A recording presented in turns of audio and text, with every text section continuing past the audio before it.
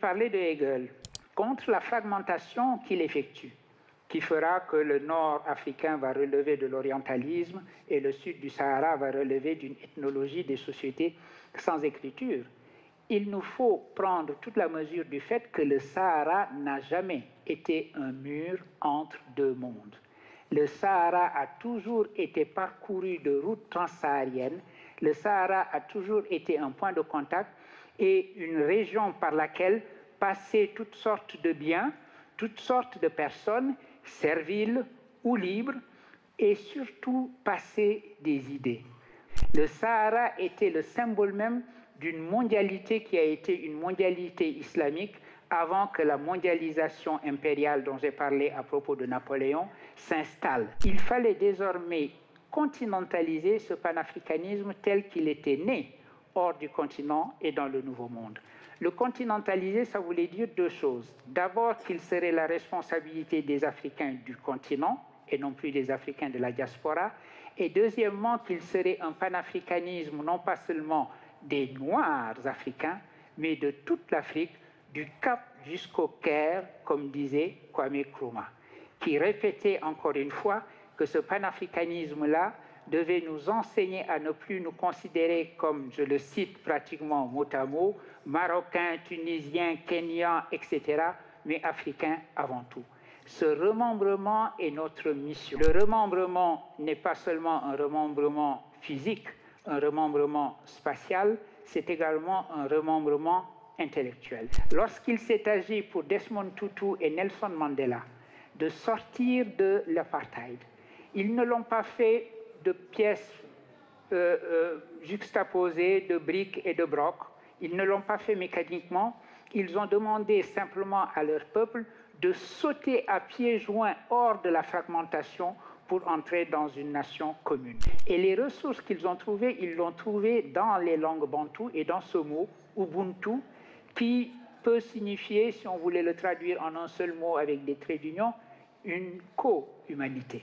Penser un récit africain du monde est une méditation qui m'est venue lorsqu'il y a quelques jours, je me suis rendu à Marseille pour répondre à une invitation du MUSEM à participer à une conférence dont le thème était « Une autre histoire du monde ».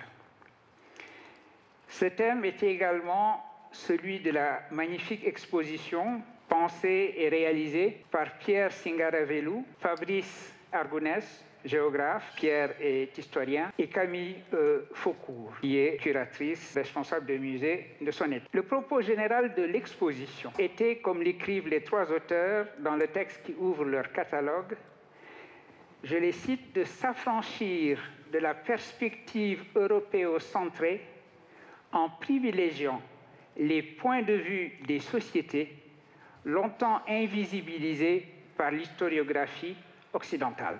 Fin de citation. Rien n'exprimait mieux ce propos que le message du tableau que les curateurs avaient choisi de placer à l'entrée de l'exposition. Le tableau prêté par le Louvre, et jusque-là il avait été oublié dans les réserves du musée, était une œuvre du début du XIXe siècle, peint par Alexandre Véron Bellecour. Ne cherchez pas, il n'est pas célèbre, son tableau non plus, il n'était pas célèbre, et portant pour titre « Allégorie à la gloire de Napoléon », Clio montre aux nations les faits mémorables de son règne. Alors, je vais me livrer à cet exercice très compliqué qui consiste à essayer de vous faire visualiser un tableau avec simplement les mots, puisque ce sont eux qui sont à ma disposition. Alors, la muse de l'histoire, Clio, comme vous le savez, est la muse de l'histoire, et donc cette muse de l'histoire sur le tableau apparaît véritablement comme un griot de Napoléon. Vous le savez, le pouvoir, le vrai pouvoir, ne parle jamais fort. Le pouvoir ne crie pas, il murmure.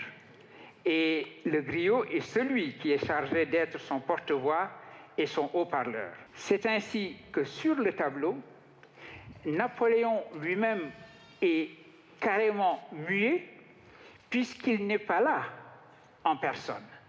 Ce qui représente Napoléon, c'est simplement un buste posé sur une table, un buste de marbre qui porte comme inscription la fameuse parole Veni, Vidi, Vici, parole qui assimile donc Napoléon Bonaparte à Jules César et marque la continuité entre l'Empire français et l'Imperium romain.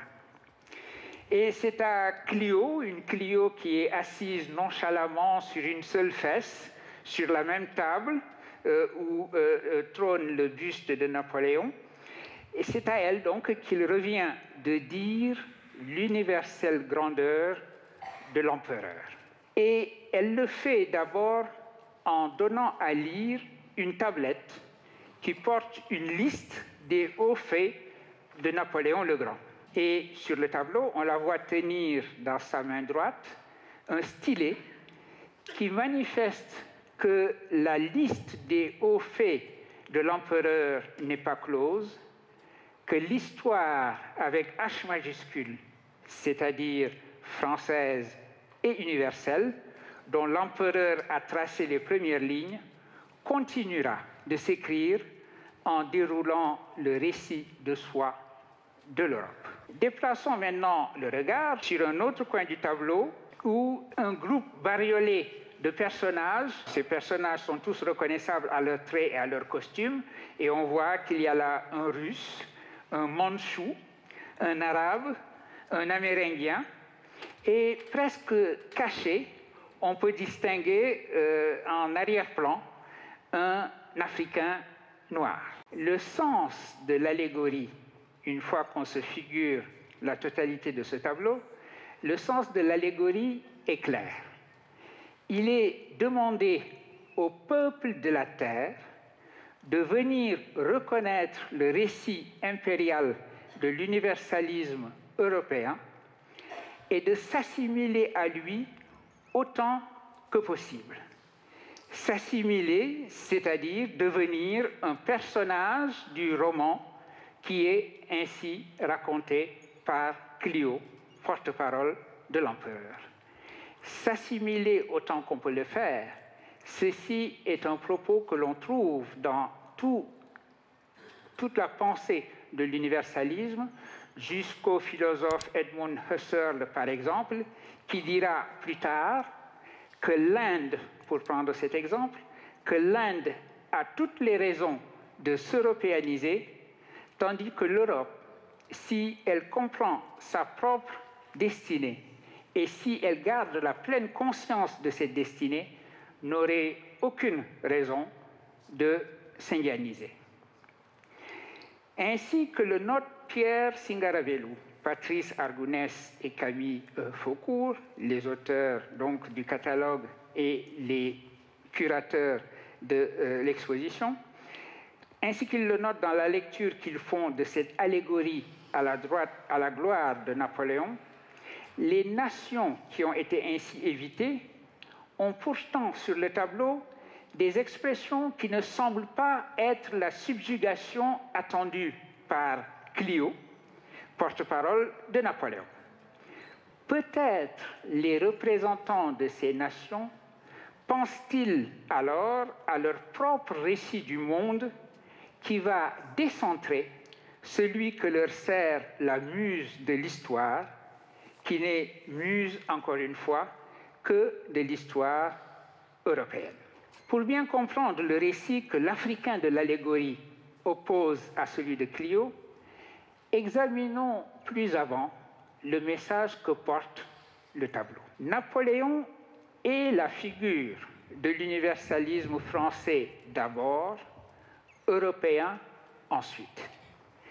Il est censé être celui qui, tout en mettant fin à la période de soubresaut qui a suivi la Révolution française, a exporté dans toute l'Europe les valeurs que portait cette Révolution française. D'une main, il arrête ce que le général de Gaulle appellera la chienlit, Mais de l'autre, il construit véritablement l'héritage de la Révolution française, et c'est cet héritage universel, universaliste et universel qu'il va porter au reste de l'Europe. La première de ces valeurs étant paradoxalement la liberté, alors même que l'empereur et son armée de grognards étaient des conquérants. La légende fait de Bonaparte celui qui, en effet, a libéré les peuples d'Europe du despotisme. Si il y a ce message qui est porté par le tableau, notre représentant, l'Africain du deuxième plan, qui est en train de construire son récit, doit penser à cet universalisme-là qu'il a sous les yeux, puisque Clio lui donne la liste des hauts faits de Napoléon. Et Napoléon le fait penser immédiatement à un philosophe, cette fois, un philosophe de cet universalisme, qui est le philosophe allemand Hegel. Parce que c'est Hegel, lui aussi, qui a vu en Napoléon, comme Clio, l'histoire universelle incarnée. Et vous le savez, il a parlé de l'empereur en une image célèbre comme de l'esprit du monde monté sur son cheval. Il y a cette phrase célèbre de Hegel qui dit qu'il a vu passer, c'était à Iéna, quand l'empereur est entré avec son armée de grognards, qu'il était lui-même penché à sa fenêtre et qu'il a vu passer sous ses yeux l'esprit du monde monté sur son cheval. Eh bien, parlons justement de Hegel. Dans le même temps, donc nous parlons des 3 premières décennies du XIXe siècle. Dans le même temps où notre peintre Alexandre Véron-Bellecourt peint son allégorie, Hegel traduit sur le plan philosophique la même notion d'un universalisme européen qui va se traduire par la projection sur le continent africain d'un récit qui en prépare la colonisation. Le récit de l'Afrique que produit également Clio est à entendre alors au sens d'un récit sur l'Afrique. C'est ce que se dit dans un premier temps notre représentant, l'Africain noir du tableau. Il constate que dans ses leçons sur la philosophie de l'histoire, Hegel procède à une véritable vivisection de l'Afrique. Il détache, on le sait, l'Égypte pour la rattacher à l'Asie. Il détache le Maghreb pour en faire un prolongement colonial au sud de la Méditerranée de l'Europe. Et il évacue d'un revers de main ce qu'il appelle l'Afrique proprement dite. Alors, notre représentant voit que ce cours de Hegel préparait le récit colonial de l'Afrique. Car premièrement, Hegel salue en 1830 la prise d'Alger par la France comme étant la préfiguration de la capture du continent par un récit impérial. Et deuxièmement, il établit, et c'est le plus important, et c'est à cela, ce point que je voulais en arriver, il établit ce que doit être le récit sur l'Afrique, ce que doit être donc le savoir de l'Afrique par l'Europe.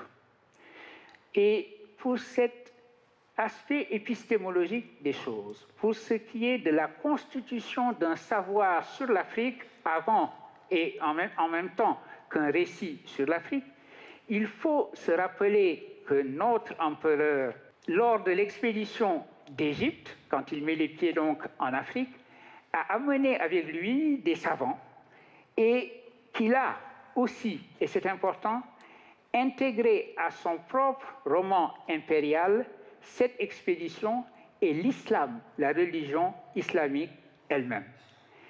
Ainsi que le raconte l'excellent livre du philosophe Mohamed Amer Méziane, Des empires sous la terre, histoire écologique et raciale de la sécularisation, Napoléon se présente comme l'empereur d'une France musulmane avant que cette notion devienne une notion utilisée pendant la période proprement coloniale. Deuxième aspect, le démembrement de l'Afrique, auquel procède ainsi Hegel.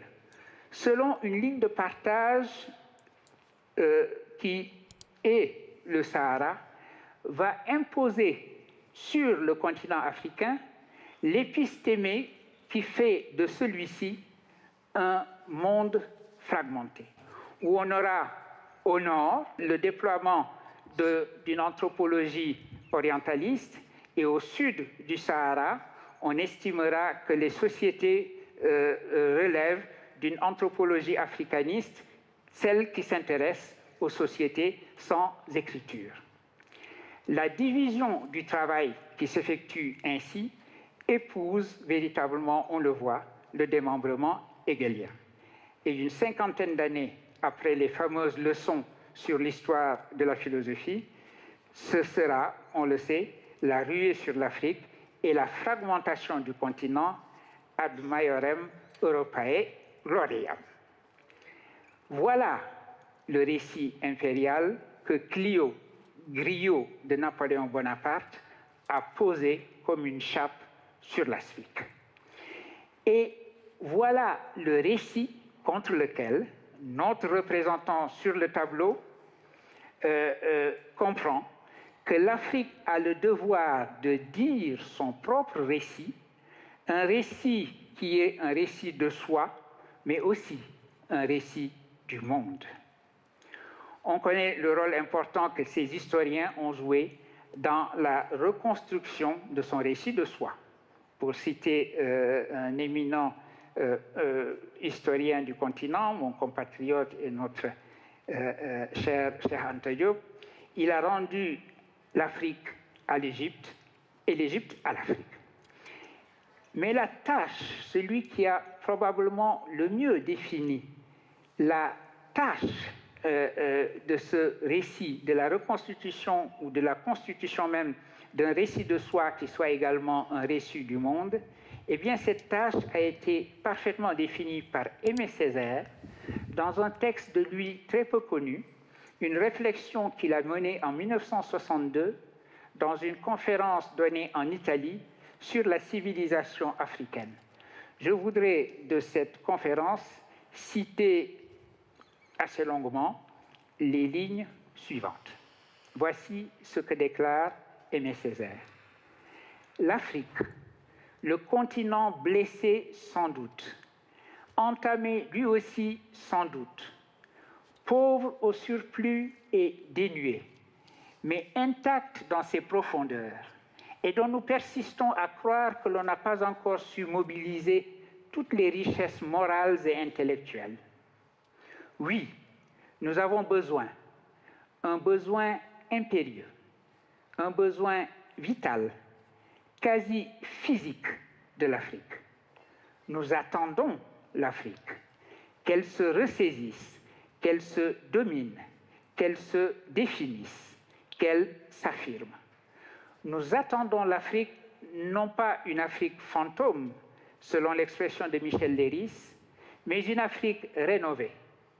L'Afrique essentielle, sûre que nous sommes qu'elle n'est pas seulement quémandeuse de crédit et mendiante de leçons, mais aussi porteuse de missions et, à sa manière, déifère.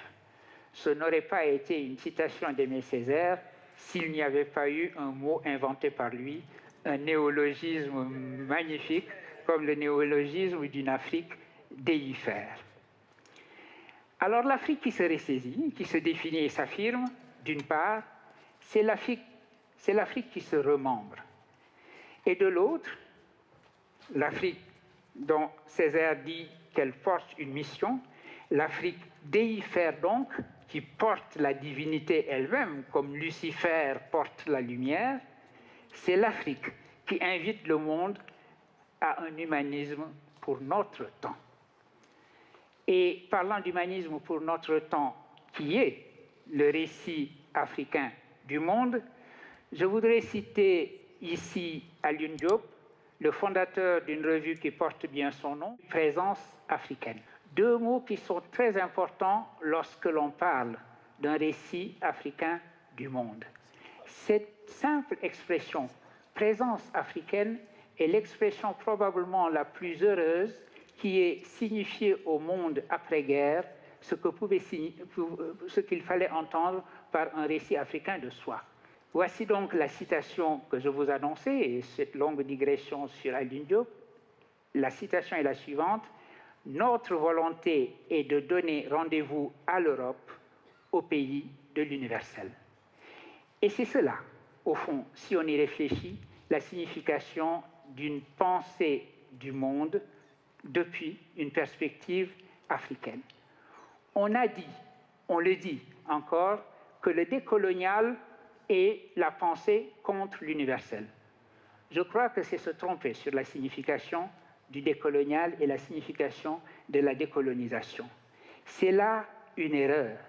La décolonisation ne sera réelle que si elle est la mise en chantier d'un universel pour notre temps. Et il me semble, quant à moi, que c'est le message que doit porter l'Afrique. Une Afrique remembrée. Donc, remembrement, c'est un mot que je n'ai pas arrêté d'utiliser, qui est un mot plutôt rare. Eh bien, je voudrais m'expliquer de mon choix de ce mot en citant l'écrivain kényan Ngugi wa Thiong'o.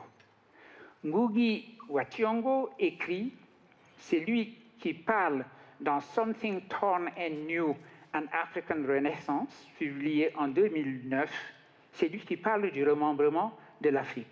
Et ce faisant, il donne un écho à l'appel de Césaire pour la reconstruction du récit africain de soi contre la fragmentation intellectuelle et culturelle effectuée par le discours impérial. C'est ainsi que Ngugi wa Thiong'o nous invite à comprendre pour notre temps le mythe égyptien d'Osiris, sœur et épouse d'Isis. On le sait, je rappelle rapidement ce mythe. Isis est victime de son frère Seth, qui est jaloux de lui et jaloux de son pouvoir. Seth réussit par traîtrise à le tuer. Non seulement il le tue, mais il le dépèce, le coupe en morceaux, et ces morceaux, il les disperse aux quatre coins du royaume d'Égypte.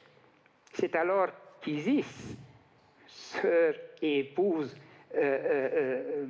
Osiris, pardon, sœur et épouse d'Isis, va, avec l'aide de l'épouse de Seth d'ailleurs, patiemment retrouver et recomposer le corps d'Isis, qui alors revient à la vie. Mais lorsqu'il revient à la vie, il ne va pas se précipiter pour reconquérir le trône du pharaon. Il décide que son royaume sera désormais le royaume des morts et que c'est sur ce royaume-là qu'il souhaite régner. D'une certaine manière, c'est une anticipation de la parole christique. Mon royaume n'est pas de ce monde. Eh bien, cette construction est importante. Cette construction effectuée par Ngugi wa Thiong'o à partir de ce mythe égyptien est ce qui donne toute sa signification à la notion qu'il utilise de Remembering Africa comme un programme. Remembering en anglais est un intraduisible. C'est ce que mon amie Barbara Cassin appelle un intraduisible. Car il y faut deux mots en français si on veut traduire Remembering Africa. Il faut le mot de remembrement. Donc vous voyez la signification de mon usage de ce mot encore et encore. Et il s'agit également d'effectuer une remémoration. Remémoration et remembrement en français sont les deux mots qui permettent de traduire remembering. Il s'agit donc de la reconstitution d'une mémoire en même temps que de la reconstitution d'une apparence physique, d'une configuration après le démembrement qui a été effectué. La tâche est celle d'un remembrement spatial, la reconstitution de l'Afrique comme continent et d'un remembrement temporel, la reconnexion qui doit être la nôtre avec une mémoire africaine. Cela veut dire donc, d'une part, que contre la fragmentation, il nous faut savoir renouer avec le panafricanisme tel qu'il fut continentalisé après la guerre. Et ici, je voudrais m'arrêter sur ce panafricanisme comme récit de soi de l'Afrique pour que le récit du monde de l'Afrique ait un poids dans le monde où nous vivons. Je sais qu'il y a, et nous savons tous qu'il y a aujourd'hui une espèce de panafricanisme très bizarre qui circule dans les réseaux sociaux, qui est un panafricanisme dont Senghor disait qu'il était davantage un pan-négrisme qu'un véritable panafricanisme. C'est un panafricanisme qui aujourd'hui semble être réorienté davantage vers le nouveau monde, comme on l'appelle, ce qui est une excellente chose, mais qui revient aussi à refragmenter le continent parce que cette orientation pan-nègre est un démenti, est une négation de la continentalisation qui s'est effectuée pour le panafricanisme. Rappelons-nous rapidement, brièvement, l'histoire du panafricanisme. Il commence en effet dans le Nouveau Monde. Il était probablement naturel que l'idée d'une Afrique une vint de ceux qui avaient été eux-mêmes arrachés au continent africain et qui par conséquent ne voyaient pas des pays ou des régions, mais la masse continentale qu'était le continent africain. Eh bien, ce panafricanisme-là a eu une fonction décolonisatrice importante.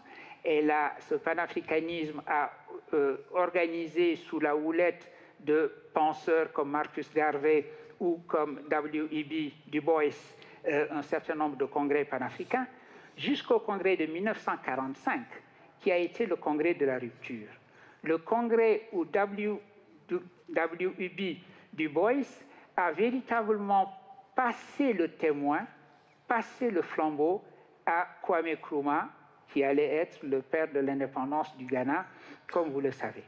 Et ce passage de témoin signifiait la chose suivante: il fallait désormais continentaliser ce panafricanisme tel qu'il était né hors du continent et dans le Nouveau Monde.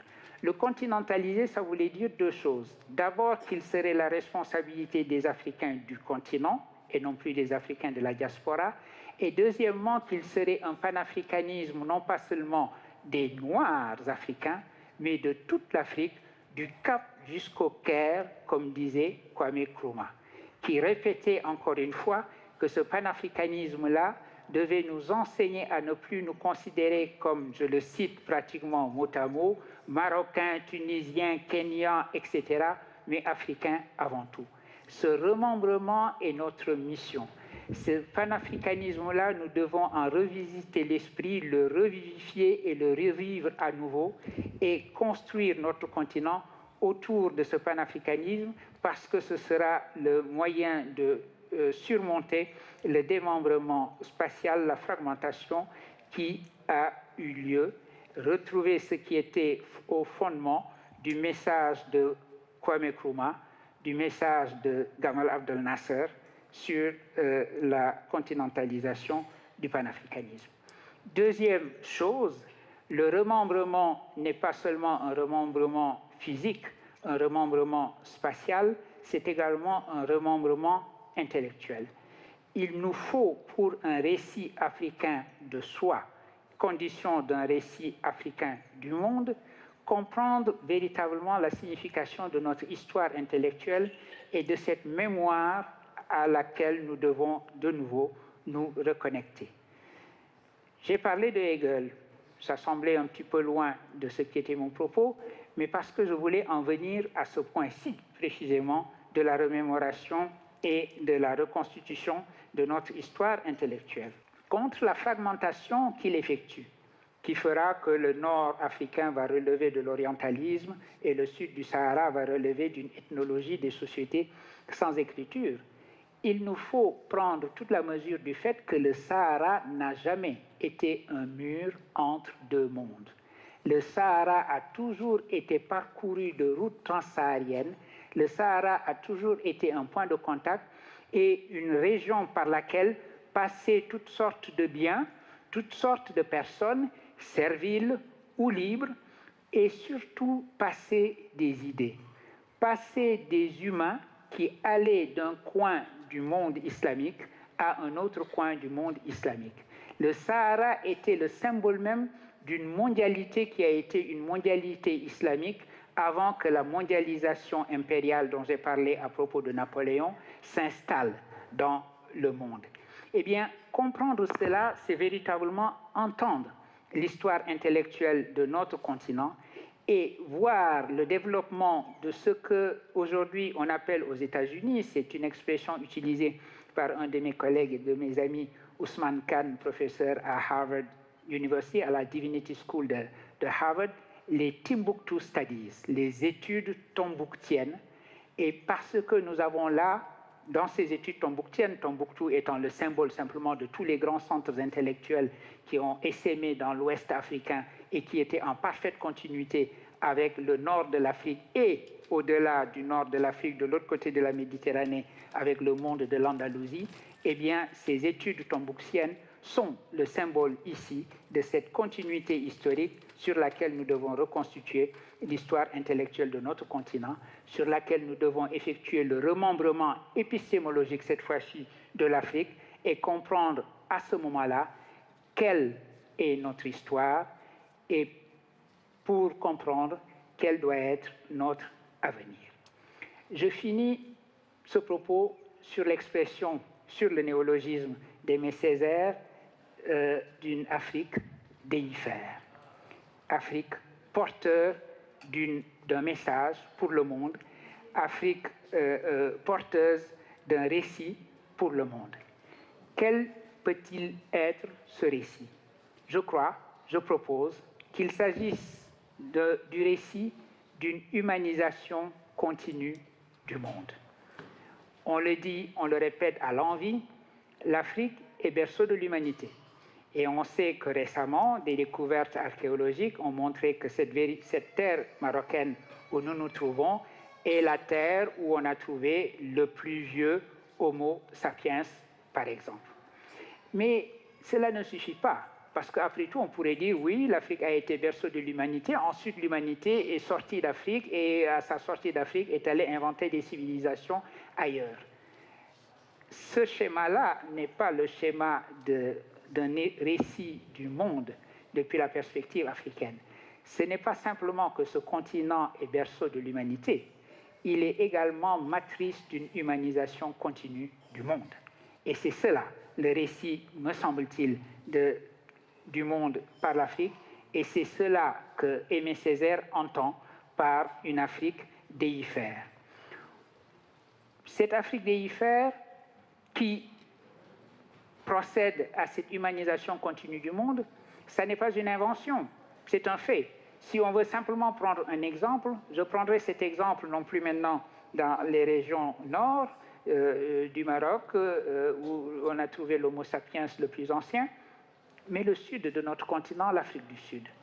L'Afrique du Sud a donné un exemple au monde de ce que peut signifier cette humanisation continue, de ce que peut signifier surmonter la fragmentation, le démembrement du monde pour aller vers une humanité partagée.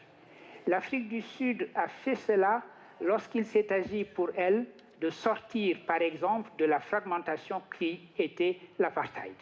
L'apartheid, c'était le régime des tribus, c'était le régime qui disait que les humanités ne pouvaient qu'être juxtaposées, que l'humanité comme concept, comme notion, était une pure sommation zoologique à quoi ne correspondait rien du tout, et que les cultures humaines devaient être maintenues séparées et connaître des développements séparés. L'Afrique du Sud a inventé, créé, constitué à partir des ressources des langues bantoues un concept important qui est le concept de Ubuntu. Lorsqu'il s'est agi pour Desmond Tutu et Nelson Mandela de sortir de l'apartheid, ils ne l'ont pas fait de pièces juxtaposées, de briques et de brocs, ils ne l'ont pas fait mécaniquement, ils ont demandé simplement à leur peuple de sauter à pieds joints hors de la fragmentation pour entrer dans une nation commune et créer ainsi la nation arc-en-ciel. Et les ressources qu'ils ont trouvées, ils l'ont trouvée dans les langues bantoues et dans ce mot, Ubuntu, qui peut signifier, si on voulait le traduire en un seul mot avec des traits d'union, une co-humanité. L'idée que nous devons être humains ensemble et que je réalise mon humanité si l'autre aussi réalise sa propre humanité. Je sais qu'aujourd'hui, il y a un scepticisme profond chez les jeunes Sud-Africains devant l'Ubuntu. Devant les difficultés qui sont les leurs, ils se rendent compte qu'au fond, l'apartheid structurel, c'est-à-dire l'apartheid économique, règne encore en Afrique du Sud. Et souvent, quand on leur parle d'Ubuntu, ils sont les premiers à être excédés en ayant l'impression que ceci n'a pas fonctionné. C'est se tromper sur la signification d'un concept comme celui-là. C'était un concept régulateur, c'est-à-dire un concept qui pointe vers une direction, un concept qui pointe vers un horizon, un concept qui est une promesse avant tout et un appel à aller dans une direction déterminée. Et c'est ainsi qu'on comprendra le message d'humanisation que comportait cette notion. Et ce n'est pas un hasard si cette notion a connu une universalisation immédiate. Cette notion est devenue aujourd'hui un concept universel de justice restaurative, de justice réparatrice. La compréhension que lorsque le désastre arrive, lorsque le crime est accompli, il est probablement préférable de regarder vers l'horizon, vers l'avenir et vers l'humanité qui est à réparer et à reconstituer pour que cet horizon nous dicte les actions que nous devons entreprendre aujourd'hui. Voilà le genre de concept dont nous avons besoin dans un monde comme le nôtre aujourd'hui où nous voyons les ethno-nationalismes perpétrer les pires des crimes sous nos yeux en ce moment. Nous sommes à une époque où nous menons des guerres qui semblent des guerres tribales, des guerres moyenâgeuses, où chaque parti déclare que son existence même est en jeu, que la crise, que l'enjeu est un enjeu existentiel, comme s'il s'agissait pour une tribu d'en détruire une autre. Il nous faut sauter à pieds joints hors de la logique des tribus et entrer dans la logique d'une humanisation continue, dans la logique d'une humanité partagée. Et il me semble que cette leçon que l'Afrique du Sud a tirée de sa propre expérience est la leçon qu'elle offre, cette même Afrique du Sud, au monde dans son ensemble. Et il me semble qu'il y a là, en résumé, une sorte de métaphore pour dire que le récit africain du monde, aujourd'hui, doit être celui-là, l'invention d'un humanisme universel dont notre monde au XXIe siècle a besoin. Je vous remercie infiniment.